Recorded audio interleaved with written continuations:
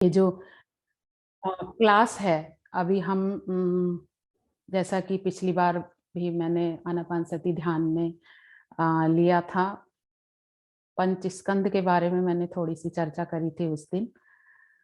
और ध्यान चाहे कोई भी है, लेकिन जब भी हम ध्यान करते हैं तो उसमें जो बाधाएं हैं वो हमको बहुत परेशान करती हैं, और वो बाधाओं की वजह से जो है हम अच्छे से ध्यान नहीं कर पाते हैं। और फिर क्या होता है कि बस फिर हम आलस में आ जाते हैं और हमारा जो ध्यान का रूटीन है वो कहीं ना कहीं तो भी गुम हो जाता है, और फिर हमारी जो प्रैक्टिस है उसमें कहीं ना कहीं वो बाधा आती है। तो जो बाधाएं हैं वो निवर्ण हैं। तो जैसा कि मैंने बताया था कि वो यानी वो सिर्फ ध्यान में ही नहीं आते, वो हमारे दैनिक जीवन में रहते हैं और उनसे हमें बाहर निकलना है। तो भंते जी जैसा बताते हैं, भंते जी की एक बात मुझे बहुत प्रभावित करती है। भंते जी ऐसा बोलते हैं कि जो बौद्ध धर्म है ना, वो युवाओं का धर्म है, वो युवाओं का धर्म है और वीर्यवान युवाओं का धर्म है, ऐसा वो कहते हैं। तो यहाँ युवाओं से मतलब उनका मतलब ये नहीं है कि जो युवा व्यक्ति है उनका धर्म है, वो कहते हैं जो व्यक्ति मन से युवा है और वीर्यवान है उनका ये धर्म है। तो जब मैं ये पढ़ रही थी तो मुझे एकदम से बोधि सागर जी की याद आई कि सही में भंते जी ने कितना सटीक लिखा है कि ये जो धर्म है ये बौद्ध युवाओं का धर्म है। तो बोधि सागर जी जो थे वो सही में ऐसे युवा व्यक्ति थे, धम्म के लिए इतने समर्पित, इतनी एज होने के बाद भी वो भागते रहते थे, इतनी ऊर्जा थी उनके अंदर, इतने वीर्यवान थे वो। और वो युवाओं के साथ युवा हो जाते थे, बच्चों के साथ बच्चे हो जाते थे, वो हर किसी की मनस्थिति को समझते थे। एकदम से मुझे उनकी याद आई कि सही में बोलते हैं भंते जी के ये युवाओं का धर्म है, यानी जो मानसिक रूप से युवा हैं उनका ये धर्म है, ऐसा भंते जी कहते हैं। तो इसीलिए जो जैसे पंच स्कंद हैं, तो अगर ये बाधाएं हमारे अंदर आती रहती हैं तो हम युवा नहीं रह पाएंगे। हमारा जो वीर्य है, हमारी जो ऊर्जा है वो कहीं ना कहीं तो भी खत्म हो जाती है। और जैसे मैंने बताया था कि पंचस्कंद के जो जो पंचस्कंद है, नाम रूप वेदना संज्ञा संस्कार विज्ञान, तो नाम रूप के बाद जो वेदना जो उत्पन्न होती है ना वो शरीर में हमारे, तो वो कैसे सुख और दुख का जब उससे निर्माण होता है, तो अगर सुख मिलता है तो हम तृष्णा में चले जाते हैं, आसक्ति में चले जाते हैं, और अगर हमको दुख मिलता है उन वेदनाओं के माध्यम से तो हम द्वेष में चले जाते हैं। तो इतना इनसे संबंध है। तो वो वेदनाएं जो है उन मतलब वो जो बाधाएं हैं उनके बारे में, वैसे इसके ऊपर पूरा एक शिविर होता है, और शिविर ही हुआ था हमारा, और 2-3 शिविरों में हमने ये पूरा टॉपिक कंप्लीट किया था। लेकिन आज मैं सोच रही हूँ कि छोटे से रूप में आपको एकदम मेन बातें थोड़ा सा बताऊं, जिससे कि हमको कार्य करने में बहुत आसानी होती है अगर हमें वो मेन पॉइंट पता होते हैं। तो ऐसे ही कहते हैं कि जो अगर हमने उन वेदनाओं को नहीं रोका तो फिर वो हम समझ ही नहीं पाएंगे, अगर हम जागृत नहीं रहे। तो भंते जी ने जो अपनी किताब है वो सारा बुद्धिज्म में लिखा हुआ है, लेकिन भंते जी ने किताब में बहुत ही अच्छे तरीके से उसको लिखा है कि अगर वो वेदना अगर कैसी है, वो सुखद है दुखद है, सुखद से हमें आसक्ति होती है और दुखद से हमें द्वेष आता है, तो उसको रोकना है पहले। भंते जी ने जो उपाय बताए हैं ना कि उसको पहले रोकना है, और रोकने के बाद में फिर उसको नष्ट करना है उसको, कि अगर वो अकुशल मानसिक अवस्था हमारे अंदर आ रही है, अकुशल बातें जो आ रही हैं उनको रोकना है, और रोक करके फिर उनको नष्ट करना है। और नष्ट करने के बाद में जो कुछ कुशल बातें हमारे अंदर निर्माण हुई हैं उनका विकास करना है, और विकास करके उनका और फिर उनका रक्षण करना है। तो उनका रक्षण ऐसे ही नहीं हो सकता, उनका रक्षण करने के लिए हमको बहुत जागृत रहना पड़ेगा, उनका विकास करने के लिए। तो भंते जी की एक बात मैं पढ़ रही थी तो मुझे बहुत अच्छी लगी। भंते जी बोलते हैं कि जब तक हम अपने आप को जानना आरंभ नहीं करते तब तक हम नहीं जान सकते कि हमारे मन में क्या चल रहा है, मन में क्या है। इसको जानने के लिए हमें अपने प्रति बहुत ईमानदार होना पड़ेगा, ऐसा भंते जी कहते हैं। तो यानी हमें अपने प्रति प्रामाणिक रहना पड़ेगा और मुझे पल पल देखना पड़ेगा कि मेरे मन में कौन सी बात चल रही है, कौन सी बातें चल रही है, कौन सा जो बाधा है वो चल रही है। क्योंकि वो जैसे द्वेष आता है ना, तो एक कहावत है ना ऐसे कि जो जहर हम पीते हैं, मतलब गुस्सा ऐसा है कि जिस जहर को हम पी रहे हैं, हम सोचते हैं कि वो जो द्वेष का जो जहर है, हम सोचते हैं इससे सामने वाला मरेगा, लेकिन वो जो द्वेष का जहर हम पीते हैं उससे सामने वाला नहीं, हम खुद मरते हैं उससे। तो इस चीज के लिए हमें जागृत रहना है कि वो जो बाधाओं का जो जहर है, वो जो द्वेष है, वो जो गुस्सा है, उसको हमने अपने अंदर से नष्ट करना है ताकि हम जीवित रह सकें। तो ये जो बातें हैं, तो उसी से जो पहला जो निवर्ण आता है, यानी भंते जी ने जो कहा है कि अपने प्रति प्रामाणिक रहना पड़ेगा और प्रामाणिक रह करके प्रामाणिक रूप से उन बाधाओं पे काम करना पड़ेगा और उनको देखना पड़ेगा कि कौन कौन सी बाधा मेरे अंदर उत्पन्न हो रही है। और ये बाधा ऐसा नहीं है, जब हम ये शिविर कर रहे थे, जब मैं ये शिविर कर रही थी उस समय, तो मैं यही सोचती थी कि ये सारी चीजें ना ध्यान की हैं, जब हम ध्यान में बैठेंगे तभी ये आएंगी और तभी हमने उस पर काम करना है। लेकिन जैसे जैसे हमारी समझ थोड़ी बढ़ती गई, थोड़ी और गहरी होती गई, थोड़ी स्टडी और गहरी होती गई, तो वैसे वैसे समझ आती गई कि ये जो दैनिक जीवन में हमारे साथ जो कुछ चलता है, वही हमारे ध्यान में आकर के हमको परेशान करता है। तो वो जो दैनिक जीवन में अगर इनको हम खत्म करते हैं, तो फिर ध्यान में भी हम काफी शांत रह सकते हैं। यानी ध्यान में उतनी विचल आती हैं, बाधाएं तो आएंगी ही, क्योंकि हम दैनिक जीवन भी जी रहे हैं, लेकिन वो इतनी ज्यादा विचलित हमको नहीं करेंगी कि हम ध्यान ही ना लगा पाए। तो जो पहली बाधा जो बताई है, कामछंद। कामछंद यानी जो भौतिक वस्तुओं के प्रति जो हमारी आसक्ति है, भौतिक वस्तुओं, ये जब हमारे मन में जब अकुशल बातें निर्माण होती हैं, उनको जब हम रोकते हैं और जब नष्ट करते हैं, तो उसके अंदर भंते जी ने बताया कि नष्ट कैसे करनी है, तो वो निवर्ण कैसे नष्ट करने हैं। यानी अगर कामछंद आता है, तो कामछंद क्या है?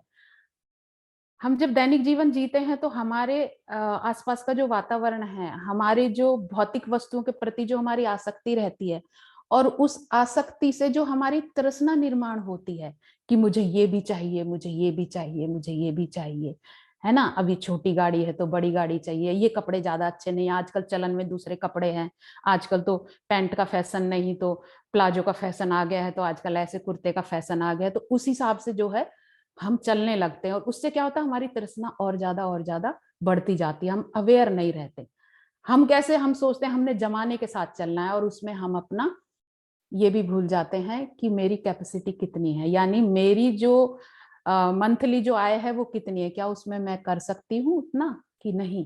तो उसके लिए भी हमें अवेयर रहने की जरूरत है, और वो अवेयर हमको, जो हम अपना दैनिक जीवन जी रहे हैं उसमें ही अवेयर रहने की जरूरत है।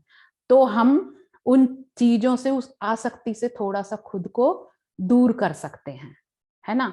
अगर हम उसको दूर नहीं किया, अगर हमने उस आसक्ति को दूर नहीं किया और वो बढ़ती गई आसक्ति, तो वो क्या फिर द्वेष में बदल जाएगी। और जो दूसरा जो निवर्ण बताया है ना, व्यापाद यानी द्वेष, और जब वो द्वेष में बदलेगी, तो पहला जो काम छंद है, इसकी जो उपमा की गई है ना, बंते जी ने इसकी उपमा पानी से बताई है। तो वो ऐसा कहते हैं कि जिस समय हमारा मन काम छंद में विलीन रहता है, काम छंद में ही रमा रहता है, तो वो कैसा रहता है, जैसे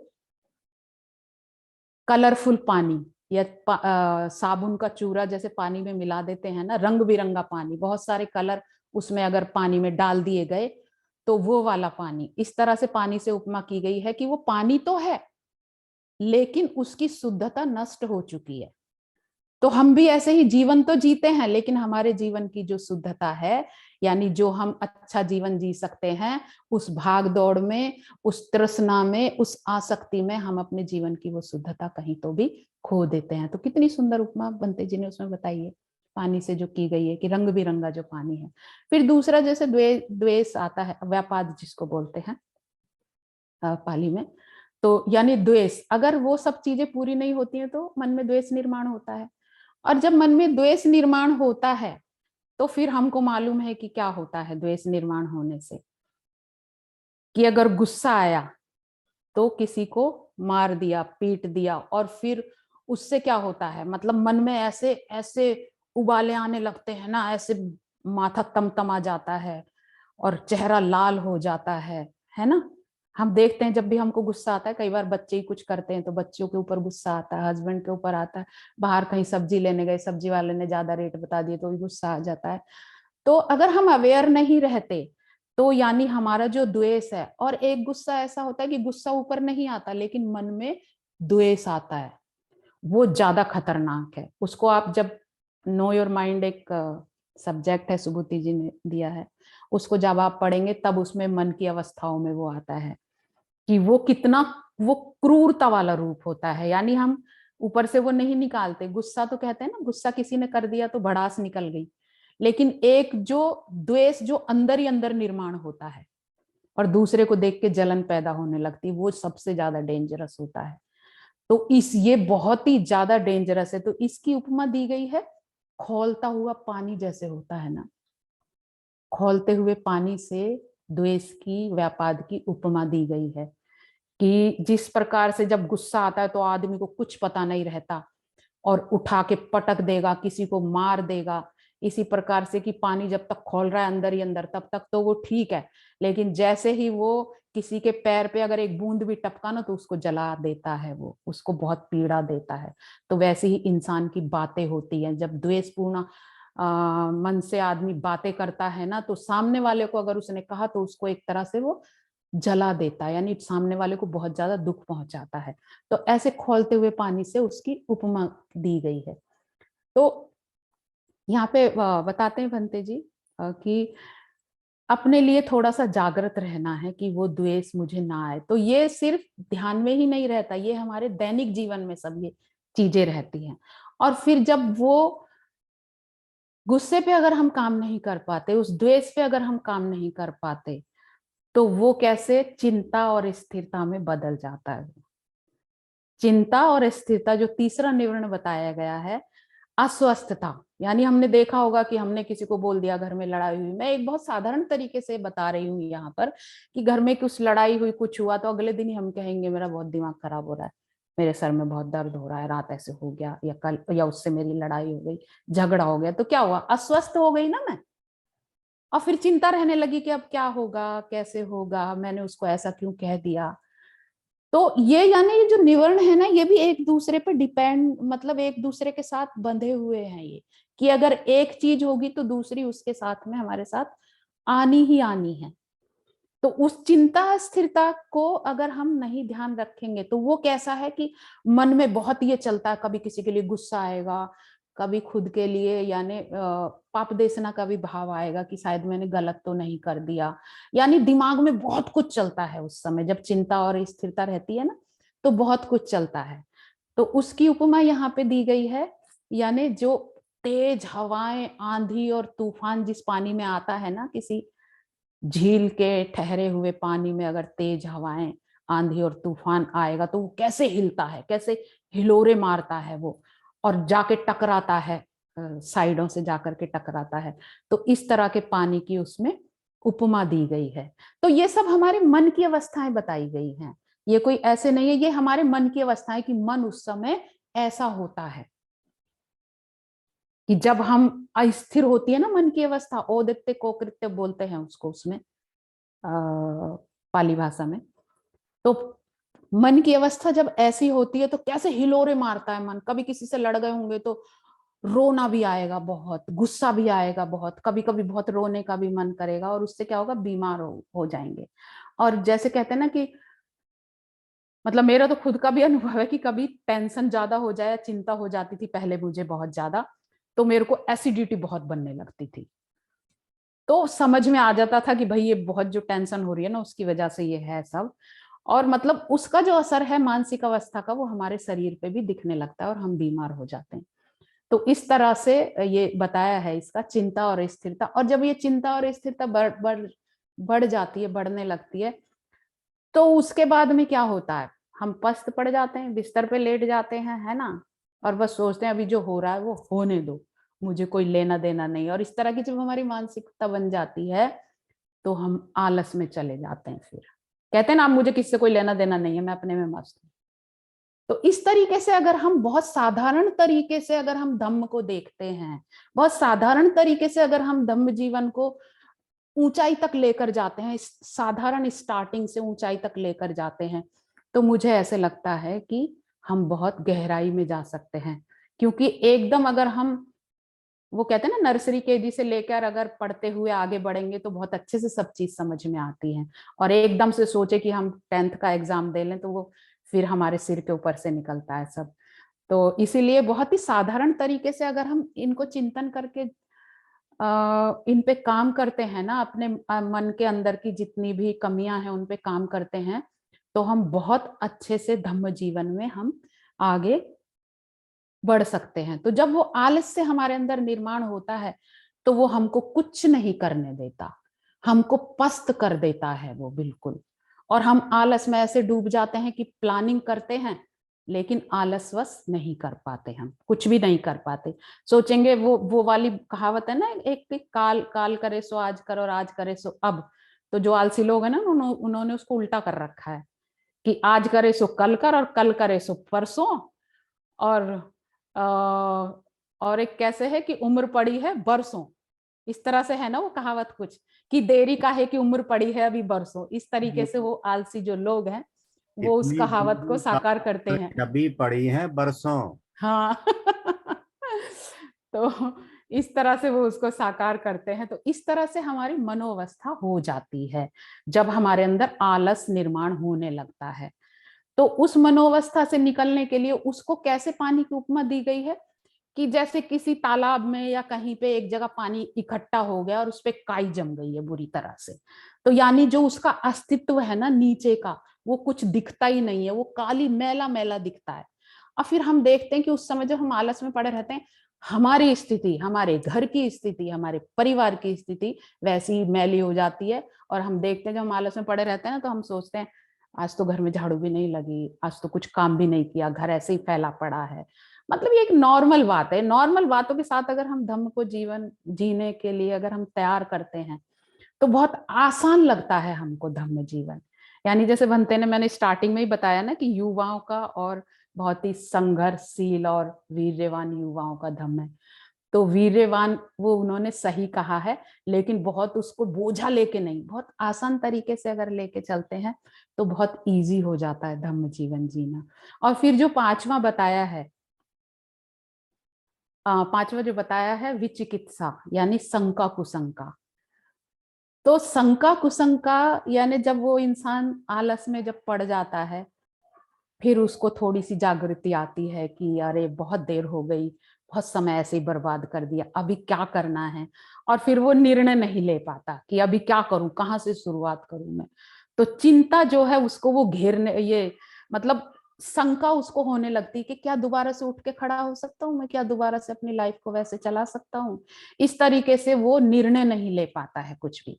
और जब निर्णय नहीं ले पाता तो फिर क्या होता है, एक तरह से फिर वो उसी दलदल में फंस जाता है। और मैंने देखा है बहुत बार जब समय निकल जाता है ना, तब हम निर्णय लेते हैं तो उसका कोई महत्व नहीं रह जाता।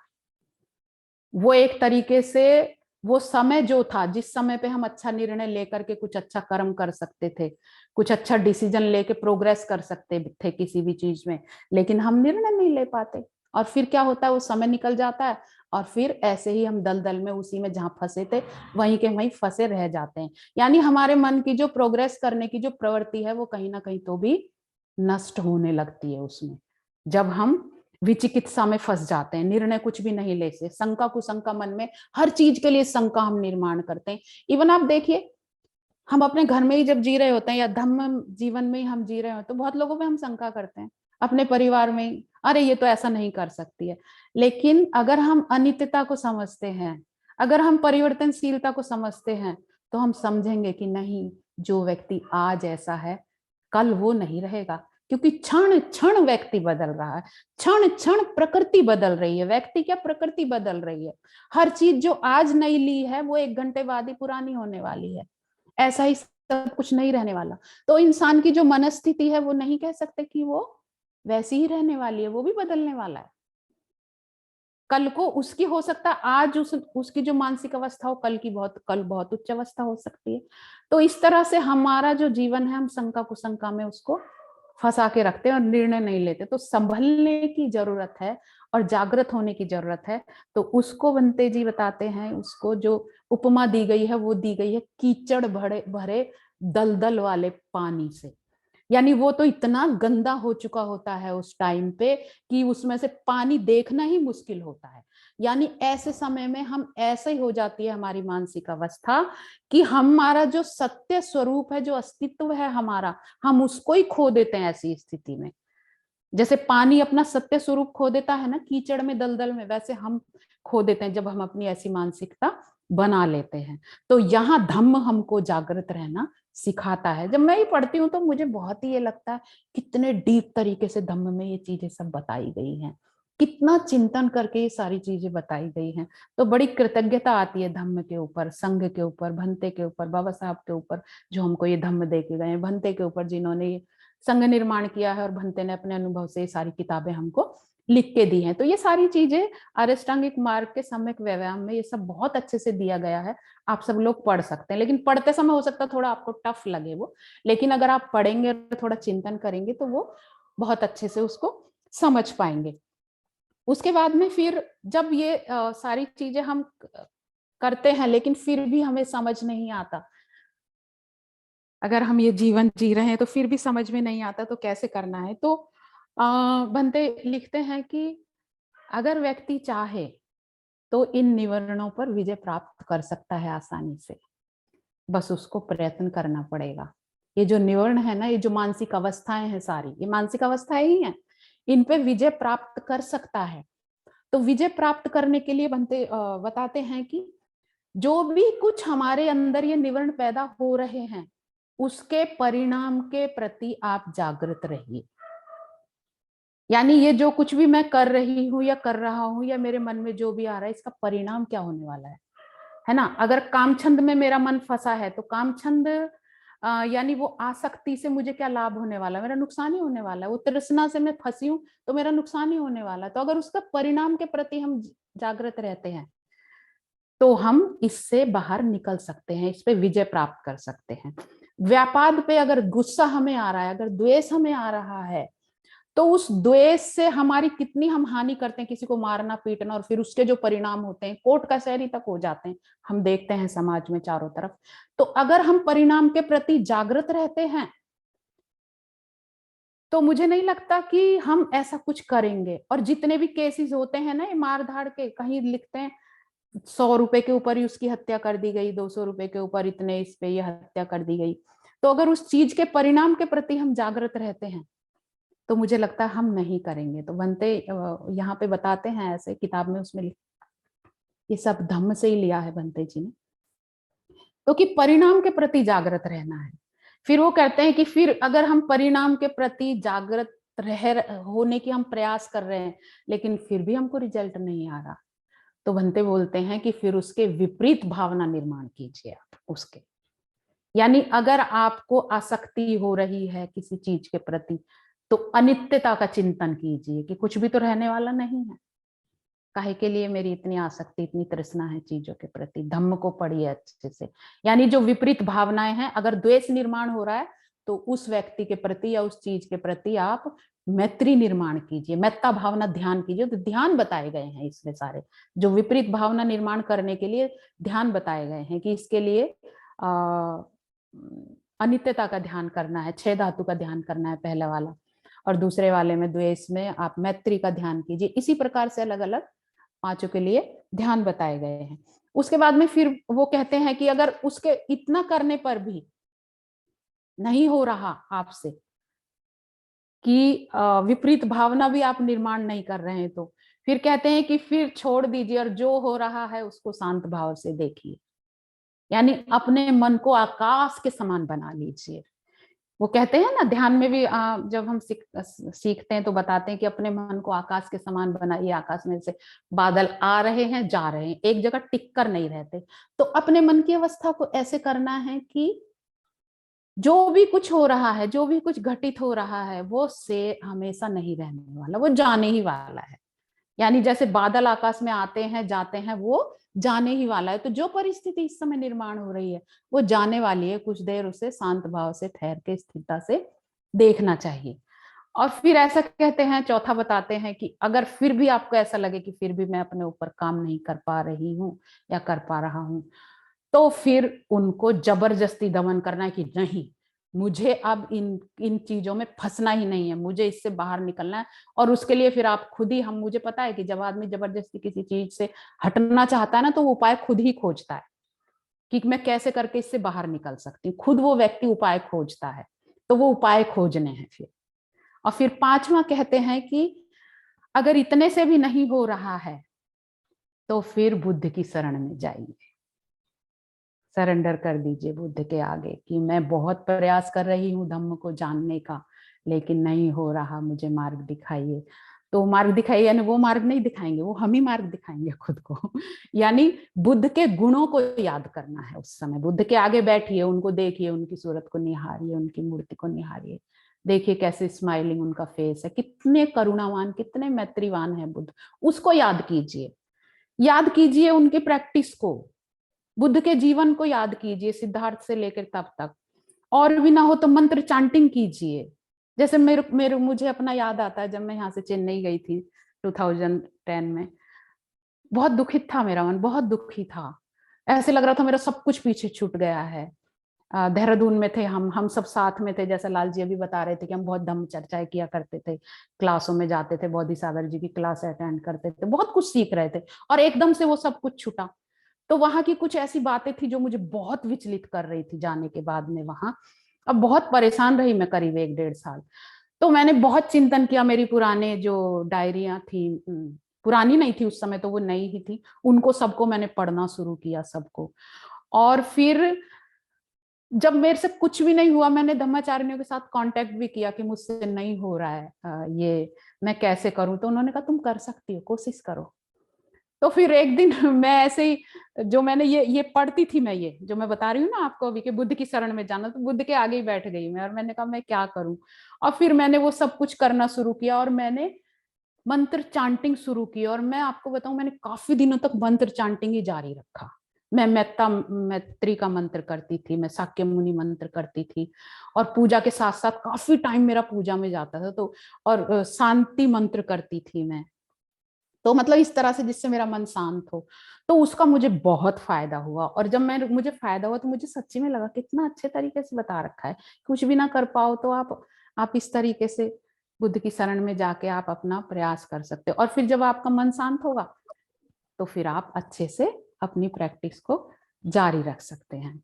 तो इस तरीके से, और ये ही सारी चीजें हमको फिर जब हमारे दैनिक जीवन में ये सब चल रहा होता है, तो फिर जब हम ध्यान में बैठते हैं, चाहे वो कोई सा भी ध्यान है, चाहे हम मेत्ता भावना ध्यान करें, चाहे हम आनापानसति ध्यान करें, फिर वो सारी चीजें जैसे ही हम ध्यान में बैठते हैं, हम कितनी ही कोशिश क्यों ना करें, एकदम से आके वो मेरे दिमाग पे हावी होने लगती हैं, और जो मेरा कंसंट्रेशन है उसको वो भंग करने लगती हैं। लेकिन जब हम इनसे इस प्रकार से अगर अपने दैनिक जीवन में छुटकारा पाते हैं, तो फिर वो बहुत अच्छे तरीके से हम ध्यान कर सकते हैं। क्योंकि ये चिंतन ध्यान से पहले अगर हम करते हैं तो हमारा ध्यान बहुत अच्छा होगा, और अगर ध्यान के बाद हम चिंतन करते हैं तो उसके परिणाम बहुत अच्छे होंगे। इसलिए मैंने कहा ना कि ध्यान और चिंतन दोनों एक सिक्के के दो पहलू हैं। बिना ध्यान के चिंतन कुछ नहीं, और बिना चिंतन के ध्यान कुछ नहीं। तो जब हम ध्यान से उठते हैं तो एकदम इधर उधर बातें करने में नहीं लग जाना चाहिए, थोड़ा सा खुद को अनुभव लेना चाहिए कि मैंने क्या महसूस किया ध्यान में, कौन सी शांति मैंने महसूस की, कैसी पीसफुल रही मैं, क्या क्या मुझे अनुभूति हुई, उसका थोड़ा अनुभव लेना चाहिए उठने के बाद। यानी अगर आप आधा घंटे ध्यान में बैठे हैं तो आधा घंटे ही उसका अनुभव लेना चाहिए। तो इस तरह से आज हम आनापानसति ध्यान करने वाले हैं। तो मुझे ऐसे लगता है कि जो ये बाधाएं मैंने आज बताई हैं आपको बहुत ही शॉर्ट रूप में, वो अगर आती हैं तो उस प्रकार से उन बाधाओं पे ध्यान में भी हम कार्य करने का प्रयास हम करेंगे। तो उससे पहले अपना आसन